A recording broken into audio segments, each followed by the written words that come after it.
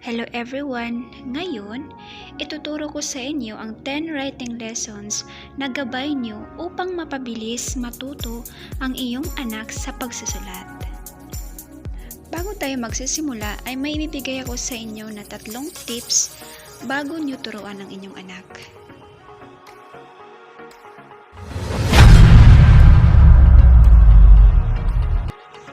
Unang tip ay body posture. Siguraduhin na abot ng bata ang mesa at upuan upang hindi siya mahirapan pagsulat. Kasi pag maayos siyang umupo ay magkakaroon siya ng magandang body posture.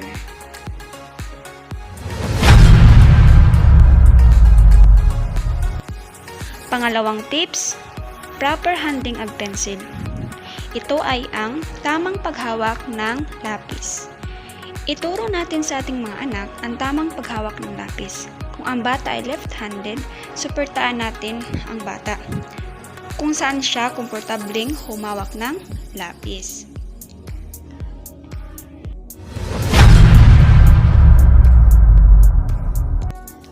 Pangatlong tips, prepare the materials. So these are the materials that we're going to prepare.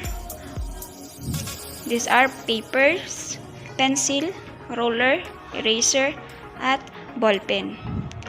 Ang papel na pang grade 1 ay ang iyong gamitin. Maganda ito upang masanay inyong anak dahil ito naman talaga ang gamitin pagpasok niya sa paaralan. Kung ito by daycare center or nursery.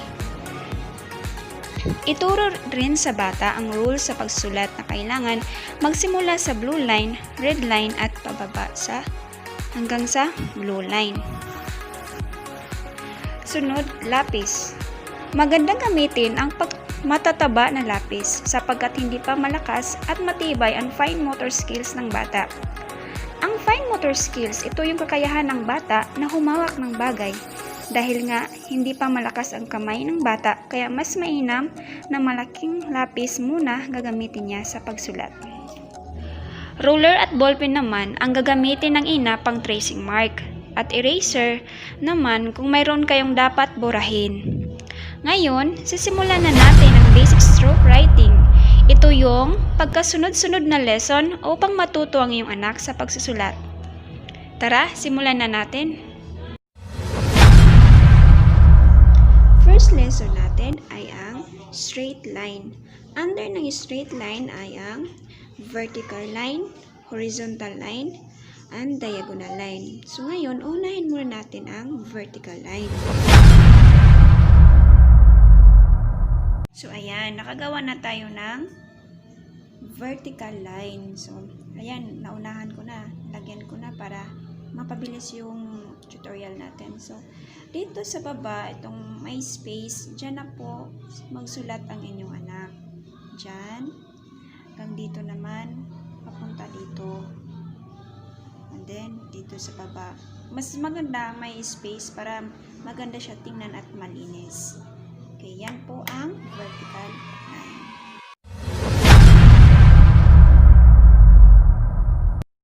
Sunod ay gagawa tayo ng horizontal line o ang tinatawag na pahiga na linya. Ayan, nakagawa na ako ng horizontal line o ang pahiga na linya. So, dito na space na to, dyan po magsulat ang inyong anak hanggang dito po. And then, pababa na. Dapat nakahanay. So, ayan. Yan po ang horizontal line.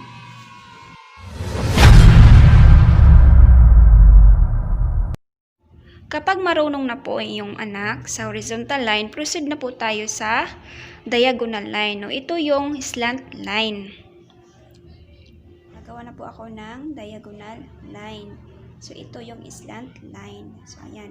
Dito po sa may space na to, na wala pang sulat, dyan po, magsulat yung anak. Hanggang pababa po. Ayan. Tapos dito naman. Tapos ganyan. Ito, hanggang maubos ang isang linya, pangatlong linya, pang-apat na linya. So, yan po ang diagonal line.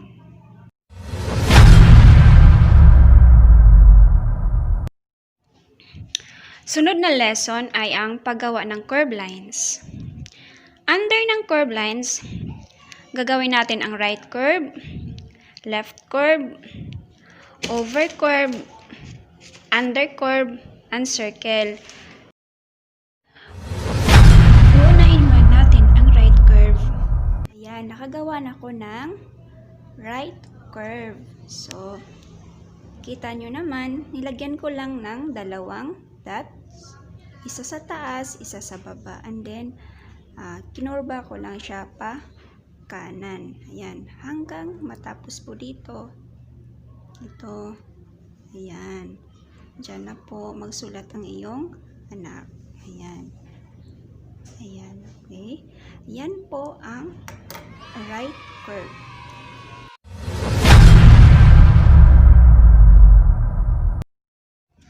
Ngayon, gagawa tayo ng left curve. So, ayan. Nakagawa na ako ng left curve. So, dito po sa space na to, dito na po magsulat ang inyong anak. Hanggang matapos ang isang linya. Dito na sa pangatlong linya. At pang-apat na linya. So, yan po ang left curve.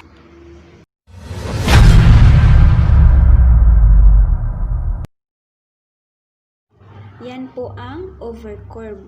Mas maganda po sa papel nyo po siya pasulatin.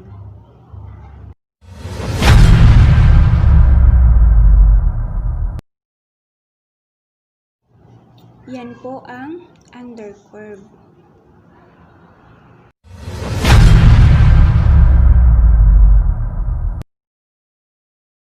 Sunod po, circle.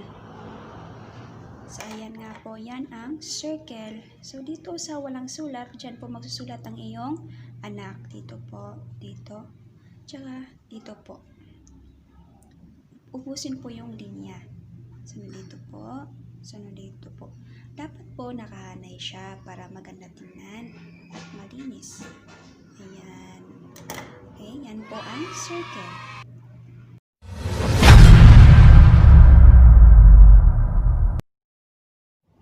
Sunod po na lesson ay ang tracing shapes. Ito na po yung pagtitrace ng inyong anak sa mga shapes. Siguraduhin po ninyo na ang iti-trace ng inyong anak ay malalaking shapes para hindi po siya mahirapan sa pagtitrace.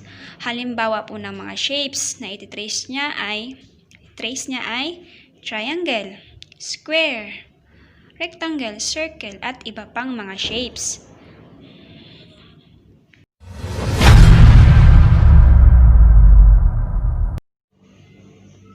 Ang pang-apat na lesson natin ay ang capital letters with horizontal and vertical lines. Ito po yung mga capital letters na mayroong pababa na linya at pahiga na linya. So, ano ba itong mga capital letters na ito? So, ayan po. Nakita nyo naman, marami siyang isulat na alphabet. So, hindi dapat natin yan pagsabayin, ipasulat sa kanya. Tag-isa-isahin natin yan. Halimbawa, letter T. Sa isang linggo, pasulatin siya natin ng letter T. Then, sa sunod na linggo, letter L naman. Then, sa sunod na linggo, letter I. Then, sa sunod na linggo, letter H. Tapos, sunod na linggo, letter F. Tapos, sunod na linggo, letter E. So, ganyan yung proseso para hindi mahirapan ang anak. So, ganyan lang po.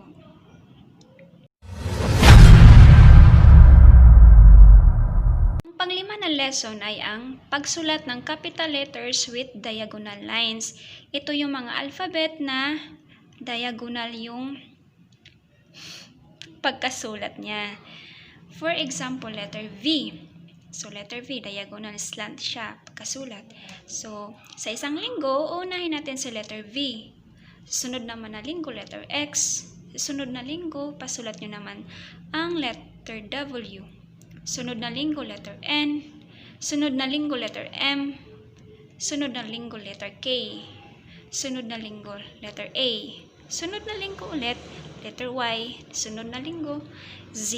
So, ganyan lang po yung proseso para mapabilis ang kanyang pagkatuto sa pagsulat.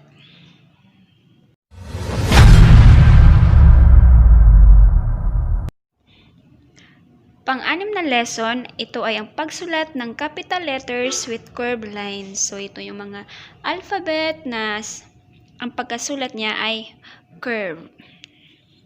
Ayan po, yan po yung mga capital letters with curved lines. So, syempre, unahin natin yung letter V. Sa isang linggo, si letter V muna.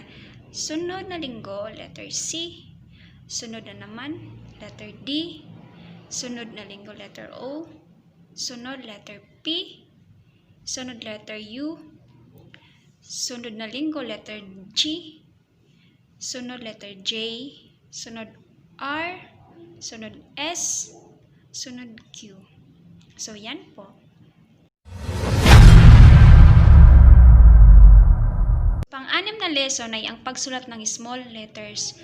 Kasi tapos na tayo sa capital letters, dadako naman tayo sa small letters. So, ang isulat ng iyong anak ay lahat ng mga small letters. Pero, tag-isa-isahin natin yan para hindi siya mahirapan. So, ito po yung tamang pagsulat ng small letters. Tag-isa-isahin nyo lang po para hindi po siya mahirapan sa pagsusulat. Ayan po siya. So, siguradong kayang-kaya yan ng iyong anak.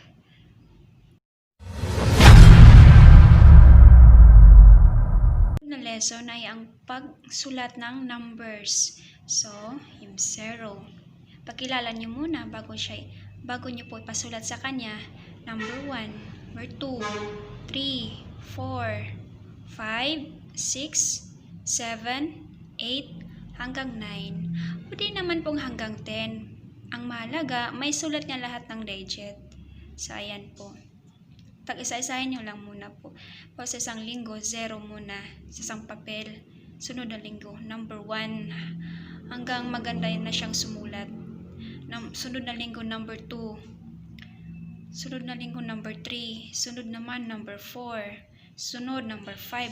Sunod na linggo, number 6. Sunod na linggo, number 7. Sunod na linggo, number 8. Sunod na linggo, number 9. So, sunod na linggo, number 10. Ayan, siguradong hindi na siya mahirapan pag papasok na siya ng school.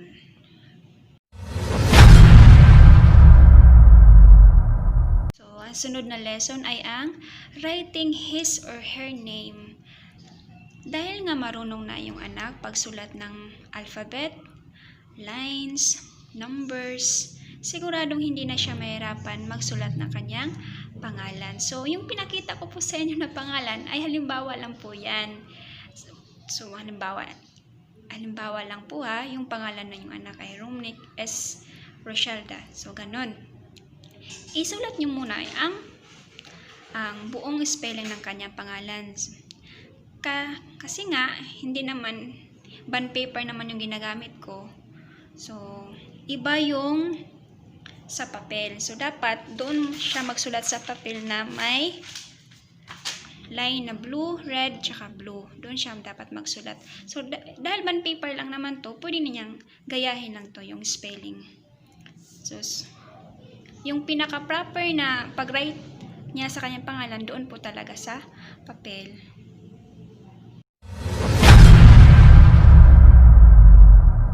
Pang-10 lesson natin, ito na yung pagsusulat ng iyong anak sa sorted names, mga pinipiling mga names. So, unahin natin yung mga days, month, animals. Yan lang muna. For example, yan po.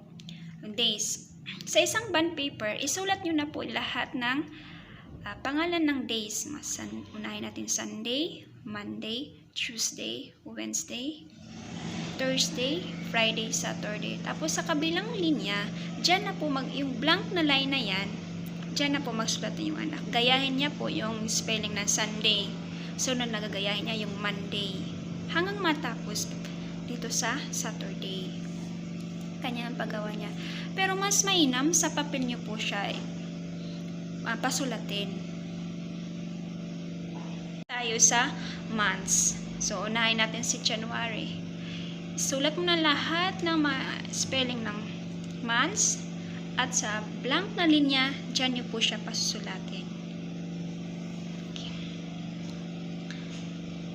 Gagawin ay ang pagsulat ng names ng animal. So, importante na mayroong litrato yung ipasulat po sa kanya kasi once na mayroong picture po ng animals, madali lang niya pong makilala kung anong pangalan ng animals na yan. Tapos halimbawa po, picture niya po dyan. Tapos dito po yung spelling ng pangalan. Tapos lagyan nyo na lang po dito ng linya para may sulat niya yung pangalan ng animals na andyan sa picture. So, halimbawa po, ganito yung ipagawa niyo sa kanya. Iti-trace niya yung pangalan ng animals. Yan lang po ang i-share ko sa inyo ngayon. Maraming salamat.